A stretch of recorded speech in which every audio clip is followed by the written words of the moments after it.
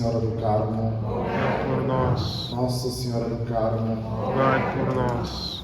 Irmãos e irmãs, antes de meditarmos sobre as leituras hoje tão ricas, especialmente o Evangelho, nós queremos recordar um pouco a história do título mariano de Nossa Senhora do Carmo, um título que não é dado tanto por uma aparição, como os demais títulos marianos, mas pelas interpretações de fé que os devotos da Virgem Maria e um pequeno grupo de leigos que começam uma pequena vida reclusa, de eremitas, espécie monges, católicos, que no século XII se dirigem à Palestina, à Terra Santa, ao Monte Carmelo, o monte onde o profeta Elias, do Antigo Testamento, alcançou muitas graças, o local onde ele rezou pelo povo, falava com Deus e também ia tendo força para a sua missão de profeta. Então, esse pequeno grupo vai ao Monte Carmelo, um monte histórico para a fé do profeta Elias, reza, e ao ler a história de Elias, uma história particular, em que justamente ele rezava pedindo a chuva à população da época, lendo esse trecho, esses homens percebem que no trecho dizia: uma nuvem, pequena nuvem, era sinal de uma grande chuva que faltava naquela época. Esses homens inteligentes na fé, homens sábios, piedosos, leem então na nuvem. A nuvem é a Virgem Maria, que traz a grande chuva de graça, que é então o Salvador. E nesse Monte Carmelo, Carmelo significa a flor, o jardim de Deus, melhor dizendo, Carmelo, o jardim de Deus, onde então recebe o título de Nossa Senhora do Carmo, Carmelo Carmo. Daí então se constrói uma pequena capela com esse título mariano. Anos depois, uma perseguição acontece entre os carmelitas, São perseguidos por pessoas. E São Simão Stock, um dos monges, um dos carmelitas, melhor dizendo, irmãos, está ali à frente dessa perseguição, passando dificuldades. A Virgem Maria aparece a ele, entrega o manto dela a ele, que é o escapulário. Ele veste, que era uma veste mesmo, como usam os carmelitas, e ali a Virgem Maria faz algumas promessas a ele. Uma delas queria protegê-lo daquela perseguição, para ele acreditar que ele estava à frente e iria vencer. Então ele buscou a Deus, com intercessão da Virgem Maria, e assim foi se propagando aos dias de hoje para nós, esse escapulário que nós usamos. Na tradição da igreja se diminuiu o tamanho, que é esse que nós usamos, para que os fiéis pudessem também receber a graça de ter o escapulário próximo de si. Nesse sentido, irmãos e irmãs, acredito que esse dia mariano e o dia dessas leituras que nos falam de estar com Jesus, é também estar com a Virgem Maria, onde está o Filho, está a Mãe, e nós estamos na casa da Mãe. Para mim, de maneira particular, celebrar um título mariano na casa de Nossa Senhora, nós estamos pisando os pés aqui, com a graça de Deus. Nós podemos estar com Nossa Senhora e com a Virgem Maria, que a Virgem Maria, o próprio Jesus, que nos convida exatamente a nos unirmos a Deus profundamente. São Paulo nos fala hoje, na segunda leitura, de um contexto que ele se encontra, que é a prisão. É interessante pensar que São Paulo fala grandes trechos quando ele está preso. Aquela leitura da festa de São Paulo e São Pedro, quando São Paulo fala: combati o bom combate, está preso. São Paulo fala palavras fortes, palavras que nos encaminham a viver de uma maneira diferente, ou olhar de maneira diferente as situações que nós passamos. São Paulo fala aqui nesse começo que ele se alegra pelos sofrimentos que ele passa pelos outros. Eu fiquei pensando e rezando, pedindo luz a Deus para entender essa passagem, porque é difícil de se alegrar no sofrimento, A gente geralmente no sofrimento encontra tantos motivos para dizer que não merecemos, ou que porque nós, porque com aquela pessoa, porque comigo, porque que é assim com alguém, comigo é diferente. Mas talvez porque São Paulo, como nós, só que ele aprendeu com a dureza do apostolado, da missão, que todo sofrimento está unido ao sofrimento de Cristo. Tanto é que ele diz, completo nas minhas tribulações aquilo que faltou no sofrimento de Cristo. Não é que o sofrimento de Cristo foi incompleto, ele foi para sempre e será o único. Quer dizer, São Paulo, que ele participa, e nós participamos dos sofrimentos de Cristo. Não completamos, nós participamos. O completar de São Paulo quer dizer participamos.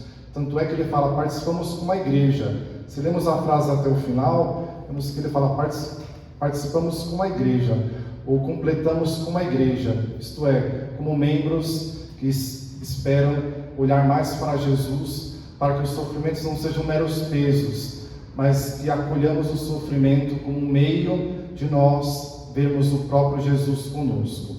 Ver Jesus no nosso sofrimento, Jesus crucificado, que vai também ressuscitar conosco. E ressuscitar é um gesto que nós fazemos quando acolhemos o que a vida nos dá. São Paulo é o homem que acolhe o que a vida oferece, não só a beleza aparente, mas também a dureza. É um caminho também para nós nos unirmos e vermos o tamanho da nossa força com Deus. Depois Abraão também, um homem que está com Sara, Abraão e Sara são idosos já nessa passagem, e estão aí à espera de um filho, na verdade sem expectativa humana, são estéreis, já na velhice, então não esperavam grandes coisas, mas eram homens piedosos, homens que acreditavam então naquilo que Deus poderia fazer na vida deles. A passagem diz claramente que passa 3 homens, 3 homens que passam em Mambré, o carvalho de Mambré, uma árvore. Abraão, melhor dizendo, acolhe esses três homens, ou 3 anjos, que não dizem o nome, mas são misteriosos, mas ele se prostra, ele chama de Senhor. Então, homens que vêm em nome de Deus, que na tradição católica nós falamos que já é uma representação da Trindade. E assim nós vemos que Abraão acolhe, Abraão faz refeição com eles, acolhe, espera e escuta. Aqui é um exemplo para nós de uma acolhida, como nós acolhemos Deus, como íntimo, como próximo, como aquele que participa da nossa vida. Na verdade, acolher Deus não é fazer alguma coisa, é acolher Ele na nossa vida. E foi isso que fez Abraão e Sara. Deram o seu melhor, mas participando, fazendo comunhão com Deus. Nem sempre nós fazemos comunhão com Deus. Nós deixamos alguma coisa para Deus, alguma situação. Será que fazemos comunhão com Deus? Celebramos a vida com Deus, celebramos as preocupações, celebramos aquilo que nos cerca. Abraão e Sara procuraram celebrar o momento, acolheram esses 3 homens, perceberam a participação desses homens, que era a mensagem do próprio Deus para eles. Acolheram a promessa de Deus, queriam ter Isaac. E aqui o sinal para nós. Interessante que Abraão escuta a promessa e não fala nada, porque ele tem fé, ele acredita naquilo que Deus vai fazer na sua vida. Possamos nós enxergar os sinais de Deus, as promessas que Deus faz a nós, com sinais de fé, de acolhimento, de espera. Abraão esperou e alcançou. Nós não sabemos esperar em Deus, sabemos esperar na nossa medida, no nosso tempo, na nossa marca, na nossa forma de ver. Mas Abraão estava ali então aprendendo a esperar em Deus, como nós estamos também aprendendo a esperar em Deus. Esse Evangelho faz com que nós possamos vencer todas as nossas preocupações e ansiedades. Marta e Maria, 2 exemplos de acolhida, estar com Jesus. Marta e Maria. Marta e Maria são 2 pessoas que convivem dentro de nós. 2 pessoas que estão dentro de nós.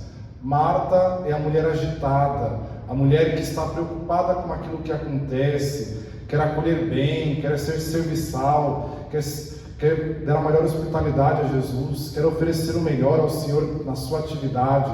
Ela tem o dom da acolhida.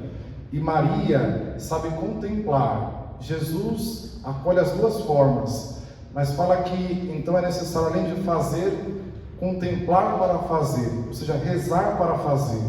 E nós temos que acolher esse Evangelho como uma maneira de nós vermos a vida de uma maneira diferente. Marta é a mulher que está preocupada com aquilo que tem que fazer a todo momento, sempre se ocupando, tentando agradar, tentando fazer para que talvez as coisas mudem, agitada demais. No fundo, não é que não devemos fazer, Mas quando a agitação domina o nosso coração, quando queremos fazer e não pensar, não meditar, não pensar em Deus, não ver o que Deus está fazendo, não contemplar, não pensar sobre aquilo com os olhos de fé, então ficaremos agitados. E aliás, a preocupação de Marta é uma preocupação natural. Imagine Jesus chegando, indo a Jerusalém, faltando 10 quilômetros, saindo da Galileia, passando, estava com fome. Possivelmente chegaram mais 12 hóspedes, total de 13. Os apóstolos iam junto com Jesus geralmente. Imagina chegar na sua casa 13 pessoas de surpresa.